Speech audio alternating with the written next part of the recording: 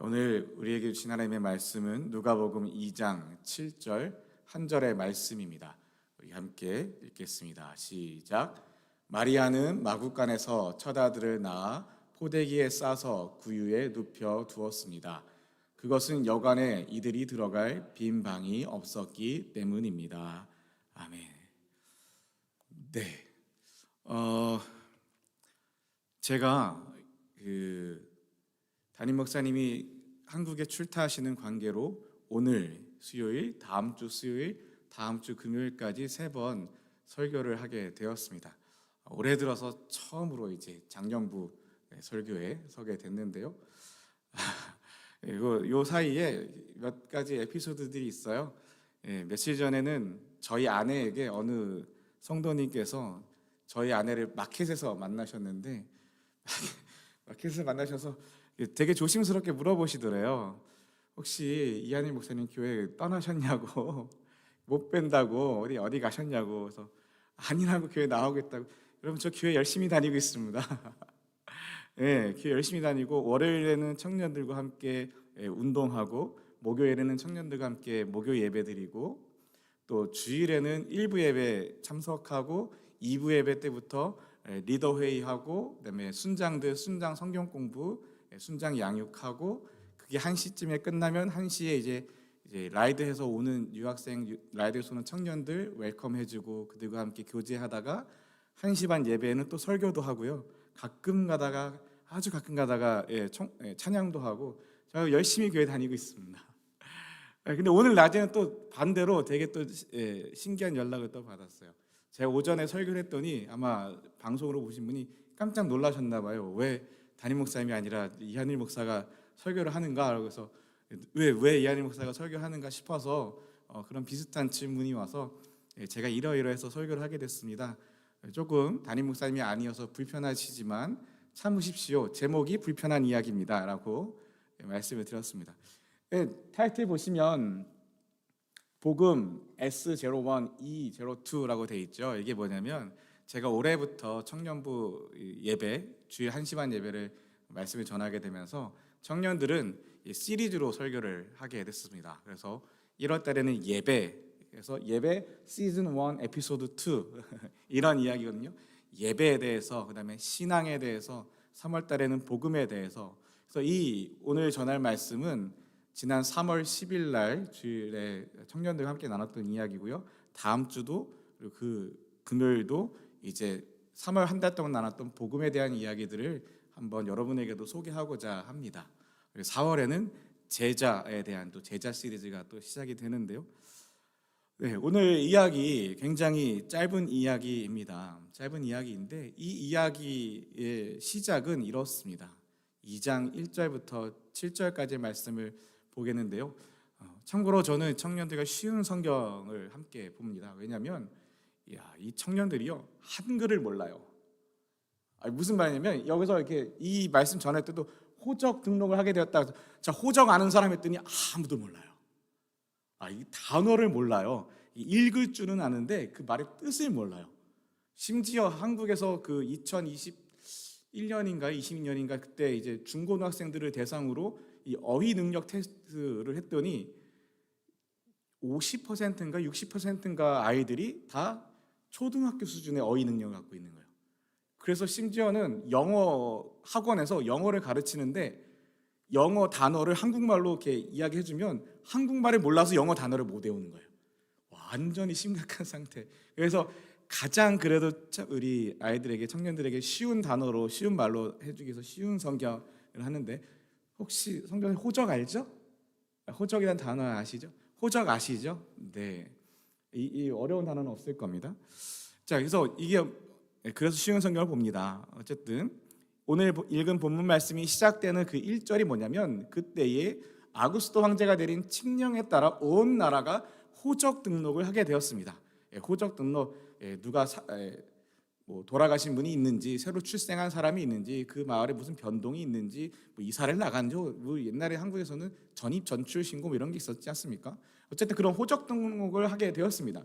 로마가 다스리던 그때에 이스라엘, 그 지배를 받고 있는 이스라엘도 호적 등록을 하는데, 호적은 왜 할까요? 호적을 등록하는 이유는 여러 가지가 있겠지만 가장 큰 이유는 돈입니다. 돈. 예. 왜냐하면 세금을 걷어야 되는데 몇 명이 살아있는지를 알아야, 몇 명이 있는지를 알아야 돈을 걷죠. 뭐 10년, 20년 지나면 뭐 돌아가신 분이 많을 수도 있지만 태어난 사람이 더 많을 수도 있고, 그러하다 보니 이제 세금을 더 많이 걷기 위해서 보통 황제들이 새로 등극을 하거나 아니면 관리자가 바뀌거나 하면 이런 호적 등록을 하게 됩니다. 이것은 구레뇨가 시리아에 총독으로 있을 때 행한 첫 번째 호적 등록이었습니다. 첫 번째라고 하는 말이 있다면 뭐 두 번째도 있었을 것이고 뭐 있었겠지요. 근데 이 호적 등록은 각자 고향에 가서 하게 했던 것 같습니다. 그래서 모든 사람들이 호적을 등록하러 고향으로 가게 되었습니다. 자, 이쯤에서 제가 항상 이제 질문들을 하게 됩니다. 그러면 요셉의 고향은 어딜까요? 예수님의 아버지 요셉의 고향은 어딜까요? 정답은 화면에 딱 있죠. 요셉도 다윗 가문의 자손이었으므로 갈릴리 나사렛을 떠나 지금 살고 있는 곳은 갈릴리 나사렛. 그런데 호적을 등록하러 고향으로 가는데 고향은 다윗의 마을, 그 이름을 베들레헴이라 불렀다. 베들레헴이 이제 요셉의 고향입니다. 그렇다면 예수님의 고향도 아버지의 고향을 따라서 베들레헴이라고 할 수도 있지만 예수님은 나사렛에서 이렇게 자라신 분이십니다. 자, 이쯤에서 궁금증이 하나 생기는 거예요. 나사렛에서 베들레헴까지는 얼마나 걸릴까요? 우리가 쉽게 알 수 있듯이 당시에 지금처럼 뭐 차가 있는 것도 아니고 무슨 오토바이를 타고 갈 수 있는 것도 아니고 뭐 기차가 있었던 것도 아니기 때문에 특히나 형편이 어려운 사람들은 뭐 두말할 나위 없이 걸어갔을 겁니다. 근데 나사렛에서 베들레헴까지 그 길을 알 수 있는 예수님 당시의 지도는 제가 못 찾아가지고 찾다가 그냥 그러면 오늘날 지도로 보자 해가지고 구글맵에서 딱 찍어봤더니 이렇게 나옵니다. 저 위에가 나사렛이고요, 요 아래가 예루살렘, 그 아래 밑에 있는 데가 베들레헴인데 보통 유대인들이 이 직선으로 쭉 내려오는 길을 안 갑니다. 왜냐하면 사마리아 사람들, 사마리아 땅, 이 사람들 미국에서 인종차별 걷는 거 그거 아무것도 아니죠. 이 사람들이 차별은 보통이 아닙니다. 그 땅도 안 밟겠다고 굳이 저렇게 힘들게 돌아서 저 여리고를 거쳐서 예루살렘으로 가는 게 그 사람들의 일반적인 루트였다라고 해서 꼭 저 길은 아니겠지만 저렇게 한번 찍어봤습니다. 그래서 나사렛에서 강을 건너가서 내려와서 여리고 강을 건너서 여리고를 건너서 예루살렘 밑에 있는 베들레헴까지. 이건 지금 요 근래의 지도인데 그래서 도로 형편이나 이런 것이 옛날보다는 훨씬 좋겠죠. 이 훨씬 좋아진 환경에서 걸어가는데 41시간입니다.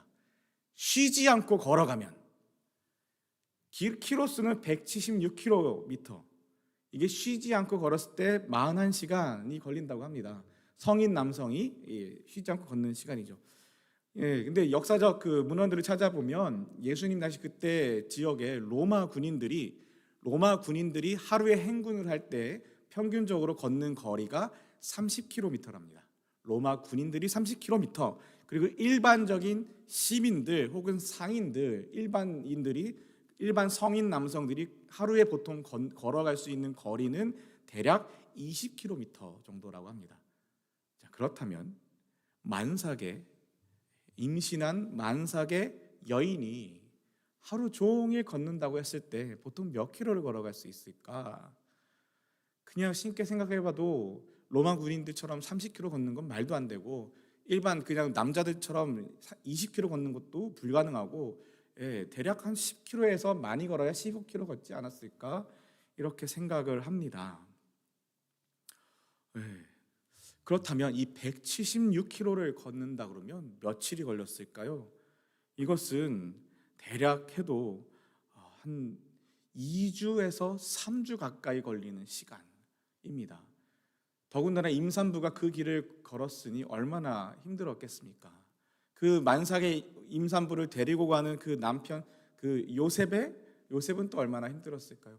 대략 2주에서 3주를 걸어가야 되니 가다가 잠도 자야 하고 가다가 밥도 사 먹어야 되고 아니면 가지고 온 밥을 좀 먹기도 해야 되고 가다가 볼 일도 봐야 되고 2주, 3주, 한 달 이 긴 거리를 가는 동안 다른 사람들은 앞서가기도 하고 돈 있는 사람들은 나귀를 타고 가기도 하고 뭐 낙타를 타고 가기도 하고 뭘 타고 가기도 하겠지만 만삭의 아내와 함께 그 길을 걷는 요셉과 또 그 만삭의 마리아를 한번 생각해 보시면 좋겠습니다.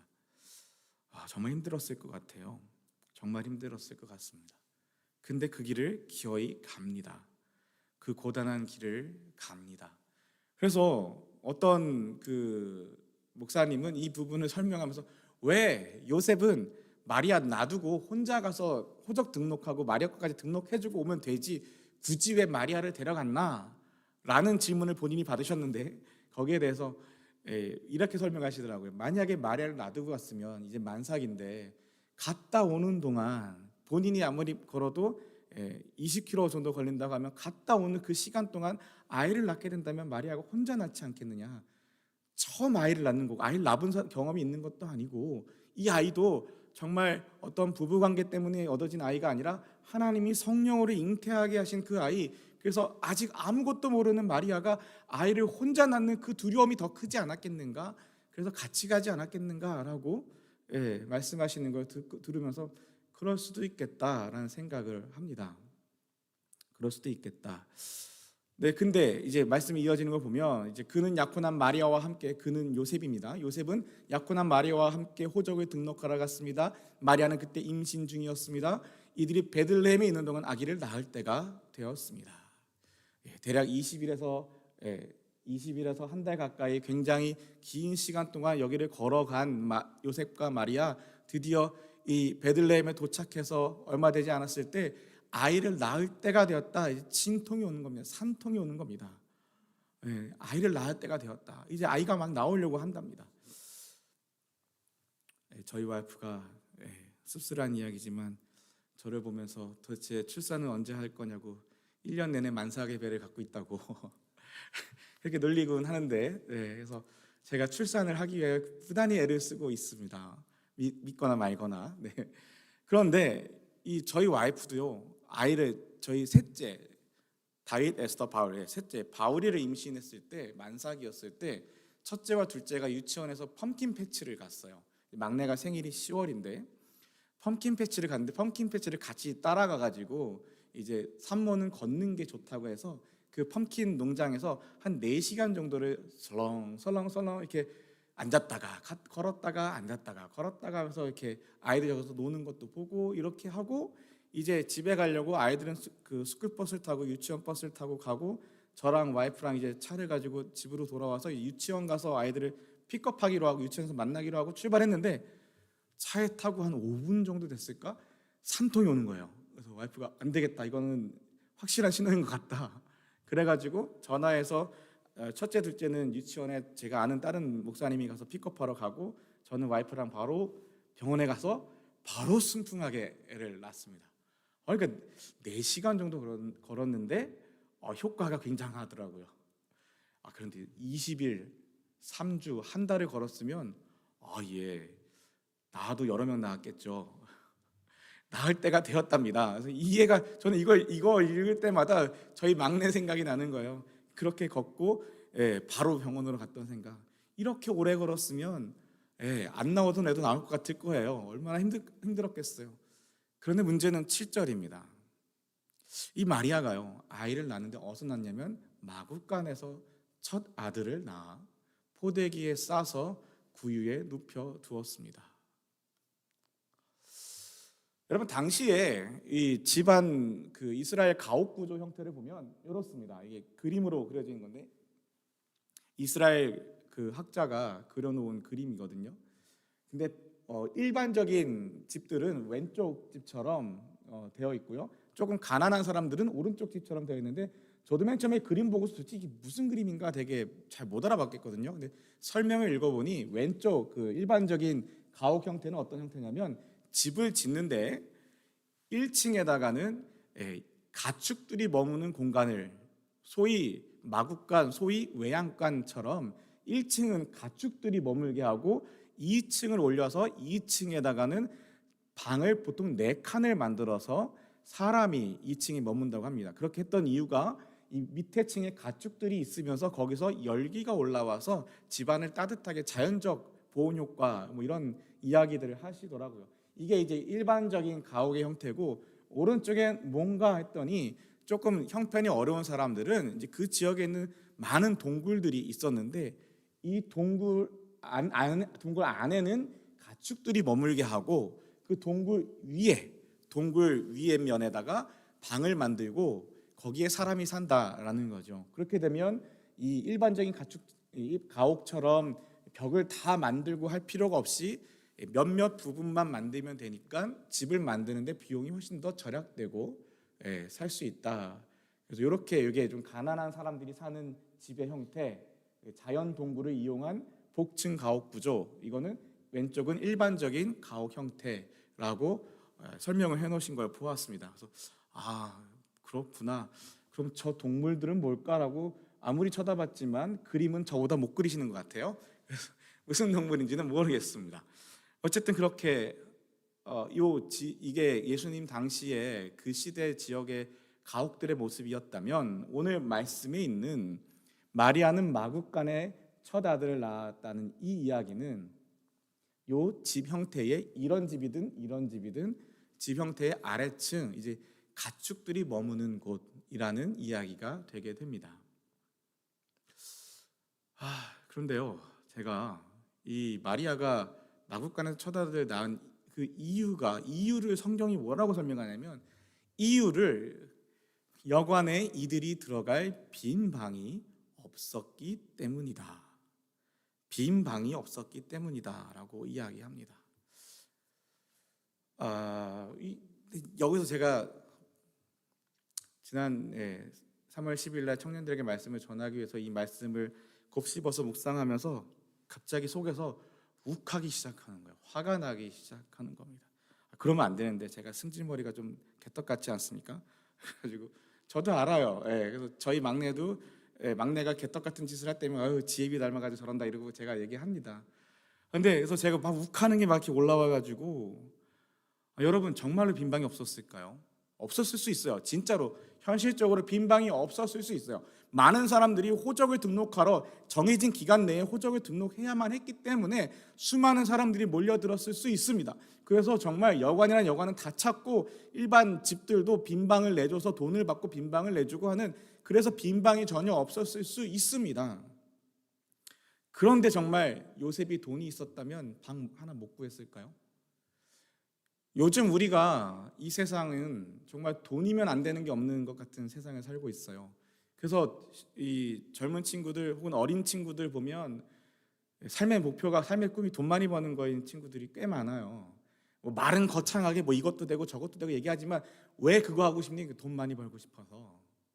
왜 돈을 많이 벌고 싶니? 그러면 없어요. 거기는 그 다음부터는 그냥 돈이 많아야 행복한 줄 알고 돈이 많아야 성공한 줄 알아요. 그 말은 돈이면 다 되는 것 같은 세상의 풍조를 보고서 거기서의 성공은 돈을 많이 버는 거구나라는 것을 그렇게 보고 배웠기 때문이거든요. 근데 예수님 시대는 안 그랬을까요? 아니요, 예수님 시대도 똑같았어요. 사람 사는 곳은 별반 다르지 않습니다. 예수님이 잡히셨을 때에도 예수님에게 헤롯이 뭔가 얻어먹을 게 있을까 싶어가지고 예수님에게 질문하기도 하고요. 사도 바울이 붙잡혔을 때에도 사도 바울에게 사도 바울이 많은 헌금들을 가지고 보내기도 하고 하니까 뭔가 뇌물을 얻을까 싶어가지고 관리들이 사도 바울 좀 잘해주기도 하고, 이렇게 없냐 이렇게 얘기도 하고 했다는 거예요. 그 당시에도 뇌물이 판을 쳤던 시대고, 예수님이 가서 성전을 뒤엎으셨잖아요. 여기는 하나님의 집은, 아버지의 집은 기도하는 집인데 니네들이 이것을 이따위로 만들었냐고 성전을 뒤엎으셨잖아요. 왜요? 거기도 다 돈 때문이거든요.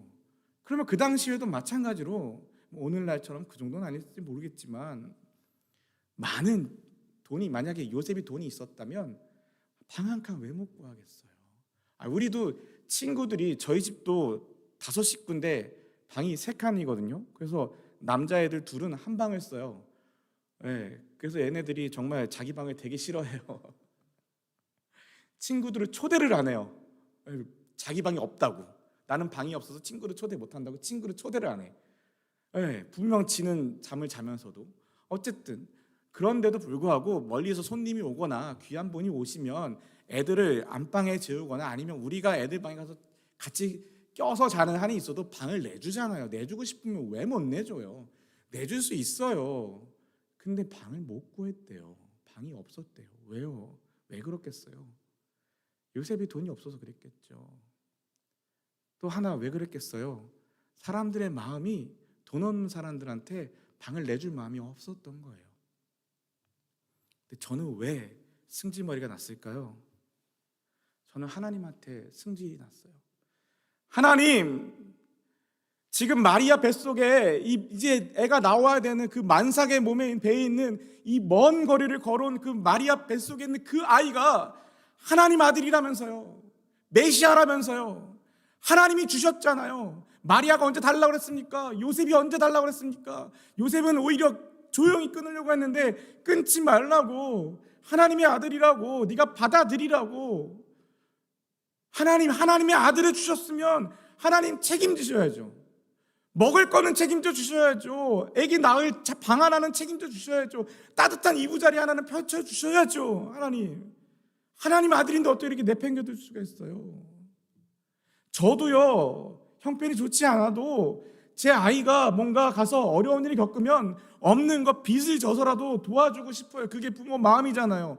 근데 하나님은 어떻게 하나님의 아들을 방 한 칸 못 구하는 가난한 목수 집안에 보내시고 하나님은 안 책임져 주시지도 않고 떨렁 애만 맡겨놓고 이렇게 냅둬 버리십니까?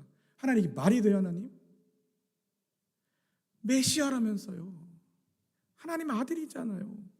하나님 아들이라고 맡기셨으면 먹고 살아가는 건 책임지셔야죠. 낳을 방은 하나 주셔야죠. 방 하나 얻을 돈은 주셔야 되지 않습니까? 하나님? 어떻게 이렇게 무책임하실 수가 있어요?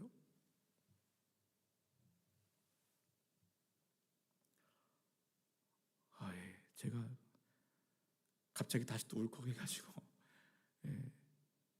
정말 그렇게 그것 때문에 그날 이 말씀을 읽으면 그 밤에 정말 너무너무 속상했습니다.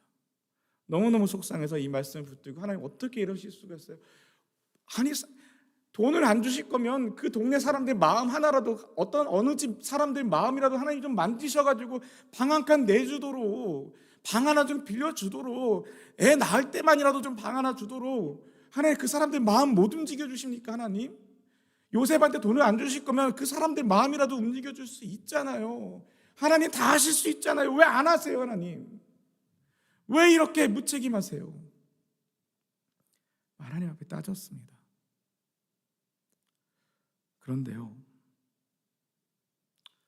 말씀을, 누가복음을 계속 읽고 마태복음, 마가복음, 요한복음도 읽고 읽었던 말씀들을 다시 상기하고 다시 묵상하고 다시 찾아보면서 한 가지를 깨닫게 되었습니다. 그것은 무엇이었냐면,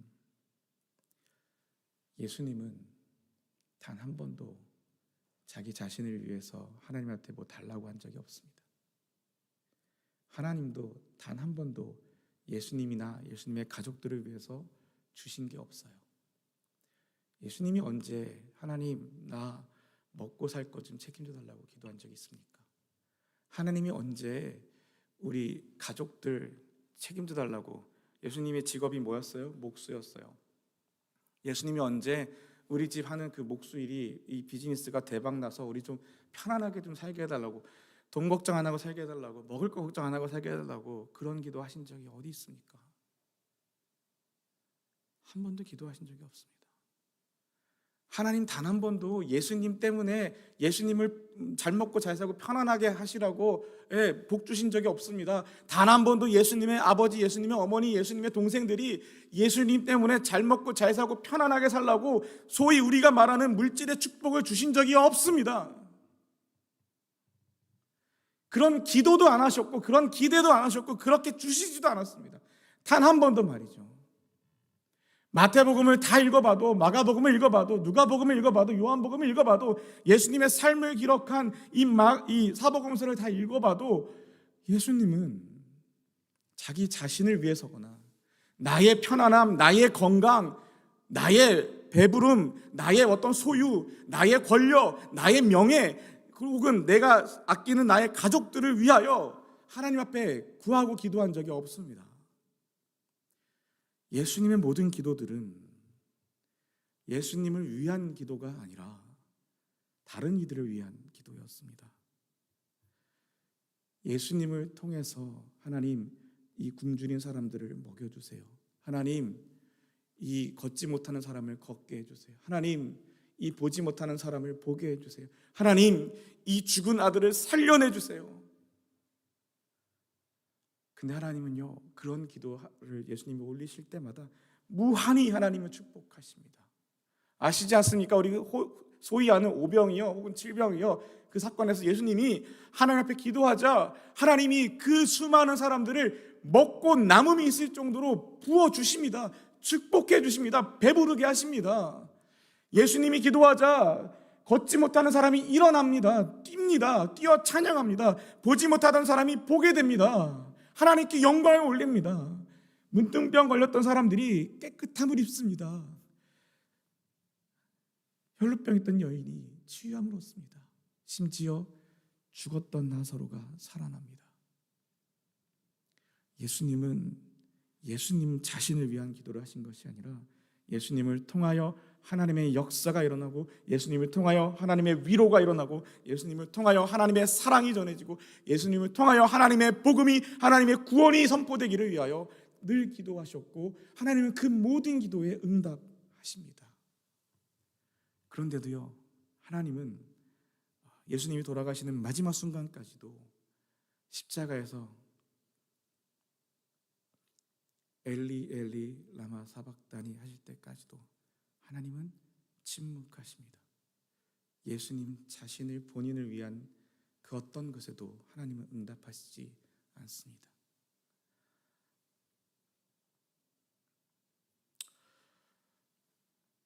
그 모든 이 이야기들의 퍼즐이 맞춰지면서 저는 여기에서 회개할 수밖에 없었습니다. 왜냐하면 저조차도, 저의 기도도 나를 위한 기도, 내 아내를 위한 기도, 내 자녀를 위한 기도, 심지어 내 교회를 위한 기도, 나를 위한 혹은 내 주변 사람들을 위한 기도가 거의 대부분이기 때문에 그렇습니다.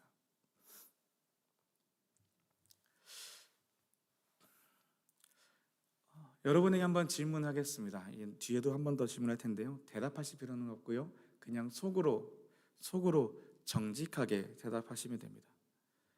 여러분, 하나님을, 예수님을 사랑하십니까? 예수님을 믿으십니까? 예수님을 따르시겠습니까? 갓난아이는요, 이제 태어난 아이, 어린 아이들은요, 언제 울어요? 배고플 때 울고요, 똥 싸서 기저귀 갈아달라고 할 때, 찝찝할 때 울고요, 혹은 정말 자기가 뭔가 불편한 게 있거나 몸이 아프거나 할 때 웁니다.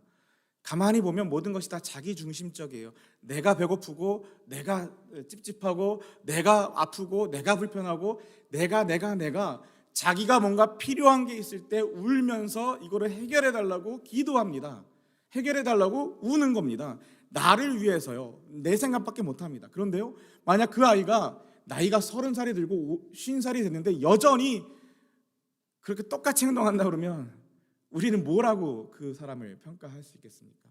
근데 만약에 우리가 정상적인 아이라면, 이 아이가 어렸을 때는 자기 자신이 배고플 때만 울지만, 이 아이가 조금 자라면, 조금 크면 맛있는 게 있어도 엄마 거라고 조금 띄워놓기도, 엄마 생각도 하고요, 조금 더 크면 동생들 생각도 하고요, 조금 커서 학교를 가면 학교에 있는 다른 친구를 이렇게 뭔가 주고 싶어 하는 마음도 생기고요, 선생님을 좋아하게 되면 선생님이 좋아하는 게 뭔지를 생각하게 되기도 하고요, 점점점 나이가 들고 키가 크고 아이가 자라가면서 나를 위한 것만이 아니라 다른 사람들을 위한 것들을 생각하게 됩니다. 자기 중심적이었던 아이의 그 중심성이 나에게서 타인에게로, 다른 사람에게로 그 중심이 이동을 하게 됩니다. 우리는 그걸 뭐라고 하냐면 아이가 성장했다라고 합니다. 동시에 이걸 뭐라고 말하냐면 아이가 성숙해진다라고 이야기를 합니다. 여러분, 그렇다면 우리의 신앙도 그래야 되는 거 아닙니까? 우리의 기도도 그래야 되는 거 아닙니까? 우리의 믿음도 그래야 되는 거 아닙니까? 우리가 언제까지나 어린아이처럼 하나님 나 이거 주세요, 하나님 이거 좀 해주세요, 하나님 이거 해결해 주세요, 하나님 나 우리 가족, 하나님 내 거, 이거 해주세요. 이거 복 주세요. 심지어는 내 교회. 언제까지 우리가 어린아이처럼 그런 기도만 하며 살아갈 것입니까? 신앙이 10년이 되고 20년이 되고 30년이 됐는데도 불구하고 여전히 하나님 앞에서 나만을 위해서 기도. 하나님 제발 내 마음 좀 알아주세요. 하나님 제발 내 소원 좀 들어주세요 라고 언제까지나 우리가 그렇게 어린아이와 같은 신앙으로 살아가도 괜찮다 여기십니까? 정말 그래도 괜찮은 겁니까? 하나님이 정말 그걸 원하시고 좋아하시고 기뻐하실까요? 우리의 신앙이 좀 성숙해져야 하는 거 아닐까요? 예수를 믿는다는 건요, 예수를 닮는다는 겁니다. 예수를 사랑한다는 건요, 예수를 닮는다는 겁니다. 연인들은요, 남자와 여자가 사랑을 하게 되거나 연인들이 사랑을 하게 되면 서로 닮습니다. 왜 닮는가라고 여러 가지 학문적인 이야기들이 있겠지만, 그냥 제가 아무것도 없는 이런 저의 뇌피셜로 생각해 볼 때, 사랑하는 사람이 닮는 이유는, 연인들이 닮는 이유는 자주 보기 때문에도 그렇지만 자주 못 볼지라도 자주 생각하기 때문에 그렇습니다. 상대방을 자주 생각합니다. 나의 생각이 아니라 상대방의 생각을 생각합니다. 무슨 말이냐면, 내 여자친구가 좋아하는 음식은 무엇인가? 내 여자친구가 받아서 기뻐할 선물은 무엇일까? 내 남자친구가 좋아하는 운동은 무엇일까? 싫어하는 것은 무엇일까? 이 모든 것들을 내 중심적으로가 아니라 상대방 중심적으로 생각하고 그것들을 배려하고 그것들을 챙겨주고, 그러다 보니 닮아가는 것이겠죠. 이쪽은 이쪽을 생각하고 이쪽은 이쪽을 생각하고 서로 생각하고 배려하고 함께할 때 삶의 경험들이 다르고 취향이 다르고 성격이 다를지라도 정말 그렇게 사랑하며 살게 되면 닮아가기 마련입니다. 그래서 저는 사랑하는 건, 정말 사랑한다는 건 정말 닮아가는 거라고 믿습니다. 그렇다면 예수 믿는다는 것도요, 예수 사랑한다는 것도 예수를 닮아가야 하는 겁니다. 우리가 신앙을 가진 신앙인이라는 것도 그리스도인이라는 이 말 자체가 그리스도를 닮은 사람이라는 말이지 않습니까? 그리스도인, 예수님은 그러면 어떻게 사셨습니까? 예수님은 저 높은 하늘에서 이 낮은 땅으로, 왕에서 종으로, 인간으로 오셨고, 이 땅에 오셔서 다른 사람들처럼 높은 곳을 향해 올라가신 분이 아니시라 이 땅의 가장 낮은 이 마구간에서 태어나신, 이 정말 구유에서 태어나신 이 예수님이 이 땅에 사시는 동안 사람들이 손가락질하는 죄인들의 친구가 되어주셨고, 사람들이 인간 취급도 하지 않는 어린아이들을 가까이 하셨고, 사람들이 정말 가까이 오지도 못하게 했던 그 문둥병자들을 만져주셨고, 혈루병 여인을 만져주시고, 장애인들을 고쳐주시고, 배고픈 사람들을 먹이시고, 뭔가 나에게 도움되는 사람들이 아니라 내가 나눠주고 손해봐야 될 그 사람들에게 모든 것을 다 내어주시고, 세상의 밑바닥을 경험하고 있는 사람들을, 그 사람들 가운데 찾아가셔서 그들과 함께 하시고, 심지어는 유대인들이 그 땅을 밟기도 싫어하는 그 사마리아 그 땅에 유대인 제자들을 끌고 가셔서 그 마을에서 정말 힘들게 살아가고 있는 그 여인을 만나시고, 그 여인에게 참 생명의 물을, 생명의 복음을 선포하시고, 그 마을에 들어가 그들과 함께 먹고 자고 며칠을 함께 살아가셨습니다. 가장 높은 곳에서 가장 낮은 곳으로, 거기서 더 낮은 곳으로, 정말 이 바닥의 끝을 경험하고 있는 그 사람들 사이에 가서 살아내셨던 분이 바로 예수님이시고, 마침내 그 사람들조차 더 내려갈 수 없었다 말했던 가장 흉악한 형벌이었던 십자가에까지 내려가셨습니다. 그리고 마침내 죽음의 자리로까지 내려가셨습니다. 그분이 예수님이십니다. 다시 한번 질문하겠습니다. 그 예수님을 믿으십니까? 예수님을 사랑하십니까? 예수님을 따르시겠습니까? 정말로 그 예수님을 닮고 싶으십니까? 오늘 설교의 제목이 진짜 불편한 이야기 1이에요. 죄송하지만 다음 주는 진짜 불편한 이야기 2, 금요일은 진짜 불편한 이야기 3, 예, 점점 설교를 들으러 예배 드리러 오시는 분들이 줄 거를 예상하지만 불편한 이야기들을 우리는 그동안 너무나 외면한 거 아닐까요? 평생의 신앙생활 하면서도 전도사로 목사로 사역하면서도 여전히 이 세상의 논리와 이 세상의 성공과 이 세상의 행복이라는 그 가치관에서 크게 벗어나지 않은 뭔가 거룩한 성경의 이야기, 거룩한 말씀으로 거룩한 교회의 신앙의 모습으로 뭔가 포장해 놓은 것 같지만 까놓고 보면 별반 다를 것 없는 나를 위한 기도, 내 것을 위한 기도, 나의 안전을 위해서, 나의 배부름을 위해서, 나의 평안함을 위해서, 내 가족과 내 식구들 먹이고 입히고 살리고 챙기는 것 위해서 그거에 급급해하며 살아갔던 우리는 아니었을까요? 우리의 신앙은 여전히 갓난아이의 모습에서 벗어나지 못하고 기저귀조차 떼지 못한 신앙은 아니었을까요? 여러분에게 이제 도전하고 싶습니다. 사랑하는 성도 여러분, 정말 예수님을 믿으신다면, 정말 예수님을 사랑하신다면 예수님을 닮아가길 소망합니다. 예수님을 닮아간다는 건요, 예수님 이렇게 말씀하셨어요. 누구든지 나를 따라오려거든 자기 십자가를 지고 나를 따를 것이다. 주님을 따르는 길은요, 비싼 벤틀리 타고 가는 길이 아닙니다. 8차선 혹은 12차선의 고속도로를 달리는 게 아닙니다. 예수님을 따라가는 길은요, 십자가를 지고 가는 길처럼 힘든 길입니다. 대놓고 말씀하십니다. 좁은 길이라고요. 대놓고 말씀하십니다. 좁은 문이라고요. 좁은 길, 험한 길, 좁은 문, 사람들이 안 가고 싶어하는 길. 왜요? 내 걸 손해봐야 되고, 내 걸 나눠줘야 되고, 내 걸 포기해야 되고, 나를 위한 기도가 아니라 다른 사람들을 위한 기도를 해야 하는 그 길이기 때문에, 마침내 내 생명마저 내어줘야 하는 그 길이 바로 예수님이 가신 그 길이기 때문에 나를 따라오려거든 말씀하십니다. 그런데요, 그 길이 힘든 길이지만, 그 길이 험한 길이지만, 그러나 그 길은 외로운 길이 아닙니다. 길이 험할지라도, 길이 힘들지라도 그 길은 예수님과 함께 동행하는 길입니다. 주님 우리를 그 길 가운데 홀로 두지 않으십니다.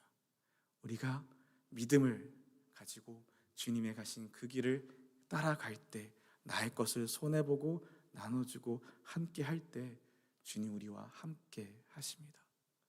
우리가 그 길을 함께 걸을 수 있으면 좋겠습니다. 그래서 우리가 정말 하나님의 축복의 통로로, 하나님의 위로의 통로로, 하나님의 복음의 통로로, 하나님의 사랑의 통로로, 하나님의 구원의 통로로 쓰임받아서 예수 그리스도를 닮아가고 우리의 삶에 온전히 100% 짠 하고 예수님처럼 될 수는 없습니다. 그런 사람 이 세상에 없습니다. 그러나 나의 삶의 오늘 하루, 나의 그 수많은 걸음 중에 단 한 걸음만이라도, 단 몇 걸음만이라도, 내가 버는 모든 인컴 중에 단 몇 불만이라도, 단 몇십 불만이라도 나를 위한 것이 아니라 다른 이들을 위하여 나누어 주고 함께하고, 내가 가진 24시간에, 내게 허락하신 그 24시간의 시간 중에 단 몇 분만이라도 다른 이들을 위하여 그 시간을 쓰고, 다른 이들을 위하여 그 시간을 기도하고, 다른 이들을 위하여 나의 삶을 나누어 줄 수 있다면, 그것이 쌓이고 쌓이고 쌓여서 마침내 나의 삶이 하나님 앞에 섰을 때 부끄럽지 않고, 하나님 앞에 섰을 때 쪽팔리지 않도록, 너 뭐 하다 왔니? 했을 때 쪽팔리지 않도록, 부끄럽지 않도록 오늘 우리가 그 한 걸음을 걸어 나갈 수 있으면 좋겠습니다. 오늘의 그 한 걸음이 내일의 두 걸음이 되고, 내일의 그 두 걸음이 그 다음 내일의 세 걸음이 되고, 그 길들이 마침내 하나님의 복음의 통로가 되기를 주님의 이름으로 축원합니다. 우리 함께 찬양하실 텐데요, 청년들하고는 많이 부르는 찬양이지만 어른들은 익숙하지 않을 노래일 수도 있습니다. 그런데 이 가사를 한번 생각해 보시면 좋겠습니다. 이 가사가 우리의 섬김이 더 낮은 곳으로, 우리의 고백이 더 낮은 곳으로 쓰러져 있는 사람들을 향하여 주님이 그랬듯이 더 낮은 곳으로 가겠습니다라는 그 고백의 찬양입니다. 우리 함께 이 찬양 주님 앞에 올려드리고 함께 기도하겠습니다.